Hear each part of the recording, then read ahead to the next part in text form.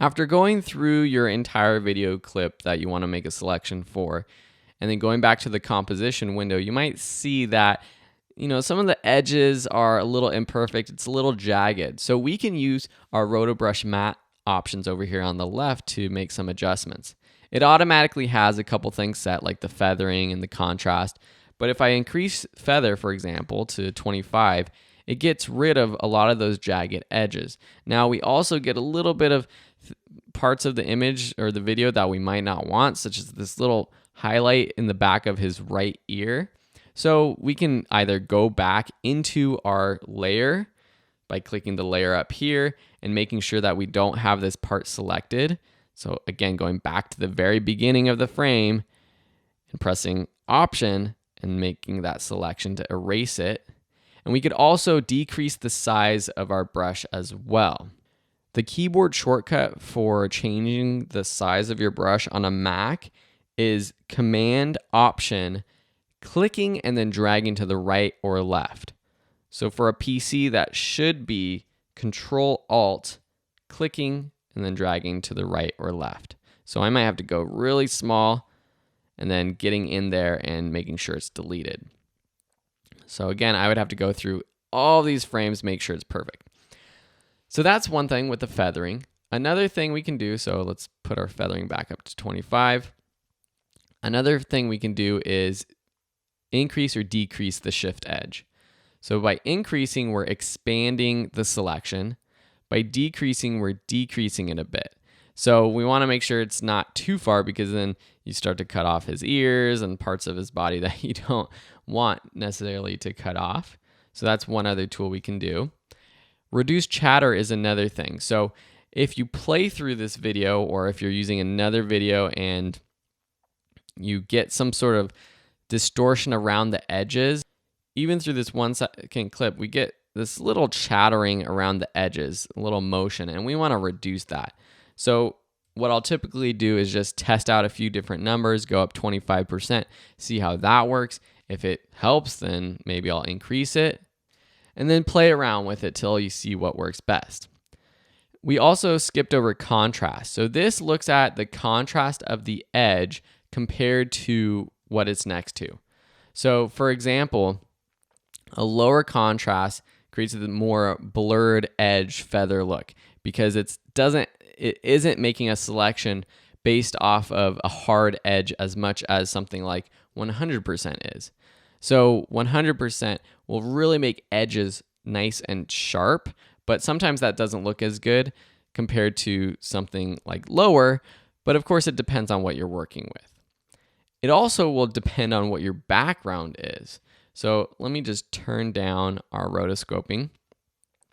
If I duplicate this layer by pressing Command D, and then you take the background layer, delete the RotoBrush tool, and then say we want to just quickly make the background black and white with the foreground in color, I'll take my hue saturation effect in my effects and presets panel, drop it onto the background rotoscoping layer, and then drop my saturation.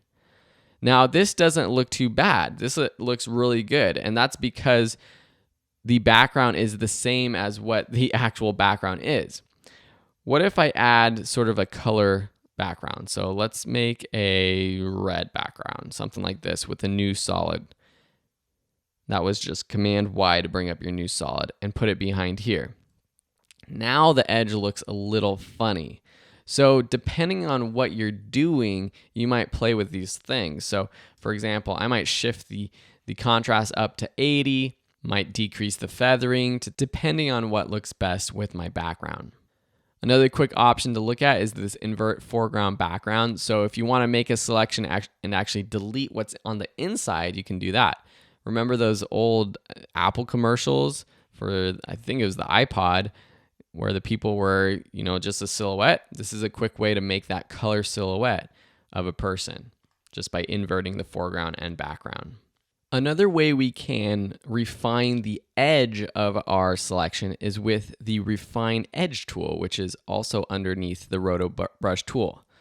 Select that, and this is great for the edge of people's faces and head, especially because you have their hair, And what I would do is just paint along the edge of this guy's hair, and it does a better job at separating the small areas. And you can see as I paint along that the white part is the hair, that is the selection, and the dark part is the non-selected part. And so I should actually start this from the beginning. Always start from the beginning and do that. So go along like so. And so it's making that selection of the hair a little bit more precise. So if we go back to our composition, you can see that his hair is selected a little bit better. And now we have these options in the RotoBrush and Refine Edge Effects controls to refine edge matte. So you have smooth, feather, contrast, shift edge for those specific things. So if we want to add feathering just to that little selection, we can increase the contrast to try to make a better selection based off of the edges and the contrast in color from the hair to the background. And you can also reduce chatter for the hair. And they have two options, more detailed or smoother. This is going to be slower. It's going to take a lot more RAM and memory power. But if you're having a really tricky instance and someone's hair, you got wispy hair blowing in the background and it's really having a hard time making that selection, you might want to choose that. We can even go in here and use the Refine Edge tool for the part of the ear right there to get rid of that little white spot. And so now going back to our composition, you see that has been removed. So using both of these tools and these settings over here, you can really get a nice selection from your image. Now that we know how to make that selection, let's put this to use. I'm going to show you how to make that next selection of the cup down here, which is a little bit trickier in the next lesson. Then I'm going to show you how I created that actual graphic right here with the color sort of blending on as this boy sips his delicious drink.